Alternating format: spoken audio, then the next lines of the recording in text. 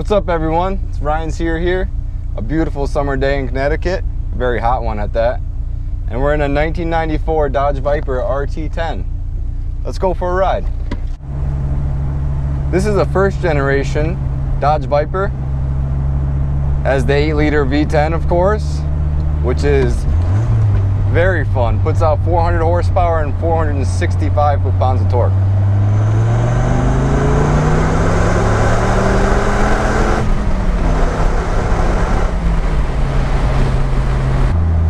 All that displacement will get you, well, they say about 12 miles to the gallon, but I doubt it's even that good, to be honest with you.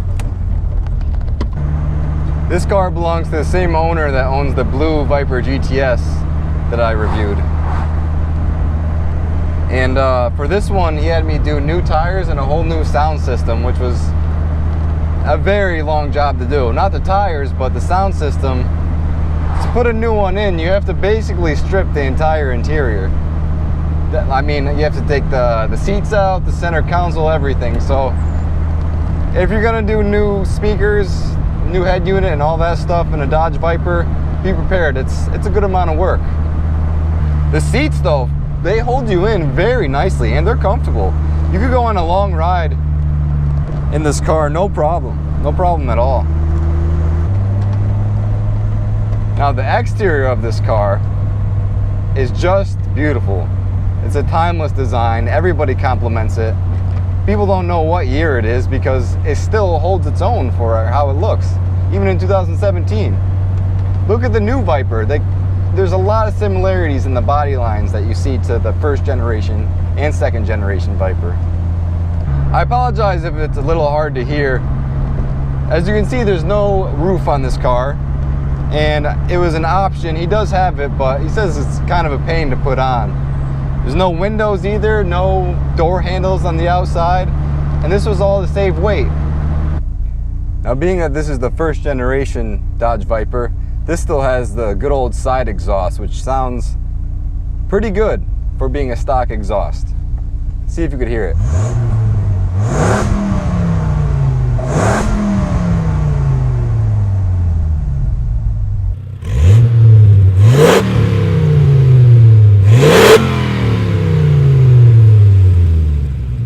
Really screams for being a stock exhaust. Nothing to complain about there. One thing you should probably warn your passenger about when you drive this car is that the side exhaust gets really hot, so watch the back of your legs when you get out. I forgot to tell that to my buddy and he got out and just sizzled the back of his cab. But hey, that's how I learned too, so I guess I should have told him. Let's talk about the handling of this Viper for a second. First of all, the steering wheel is excellent. It's a racing steering wheel.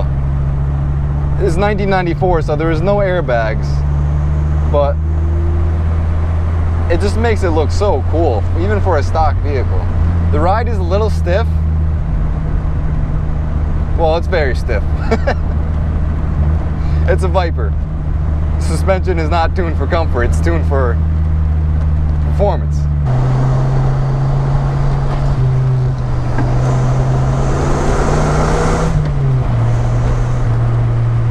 The car just goes wherever you point it to. It handles so tight. I love the steering wheel, love the way it handles. There's no body roll. It's just a true driver's car. No driving aids, no ABS, no traction control, no stability control, no airbags. I mean, it's just a raw car, and that's exactly what I love about the Viper. It's exactly what you want in a driver's car. There's very few cars where you could just lay into it below 2,000 RPMs and it'll just rip out of the corner, all the way to red line.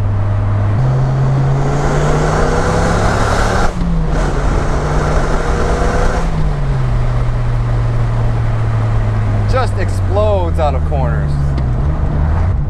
The brakes on here are 4 pistons in the front, a single piston in the rear. And the brake pedal is very stiff feel, just like the other Viper. But once again, it doesn't really grab that hard unless you really put your leg into it. It'll stop when you slam on the brakes, but it's not like an immediate lurching, throw your face through the windshield kind of feeling. You know, the clutch on this car, for being a high performance car, is really not that bad. It's a long throw, but it's not heavy or anything. My WRX is a lot heavier than this, but that car's kind of a nightmare to drive clutch wise. Would I want to be stuck in traffic in this? Not really. I have. It's not great, especially when it's really hot out, but it's pretty friendly overall. Dodge claims 0 to 60 times to be about 4.6 seconds with a 12.9 quarter mile. Let's see how it does. Try and not spin these tires.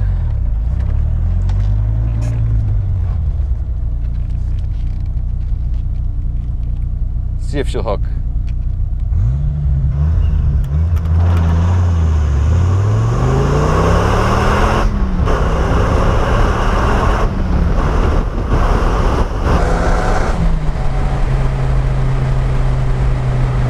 It hooked. It sure hooked.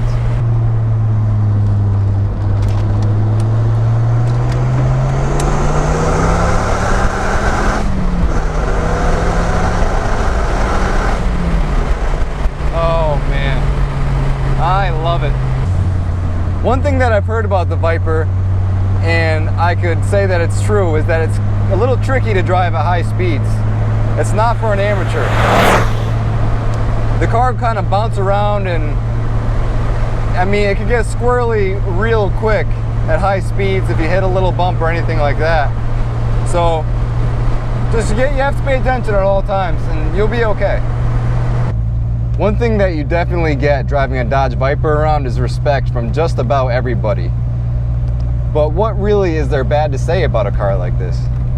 Like the other day, I was following a group of guys in a Jeep Wrangler, and they pulled over just to see me go by, and they gave me a thumbs up, and they were all happy. And you don't get that in lots of cars. Like if I drive my Miata around, for instance, you probably would believe some of the names that people shout out for no reason at all. But you know, I like my Miata. I guess it's not for everybody. So would I own this car? 100%. A lot of people think that these are very out of reach, but if you go online, you can find tons of great condition used Dodge Vipers with low miles for not a ton of money. I mean, maybe like around $30,000 to $30,000 to $50,000 range. You could get yourself a really nice Viper. Thank you guys for watching this review. I hope the audio is audible. It's hard to get good clear audio when you have no roof and all the wind noise and all that kind of stuff. But please like and subscribe, and I will keep on doing these videos as much as I can. I'm going to try and get better and better, so stick with me and feel free to leave me any comments on how I could get better. See you next time, guys.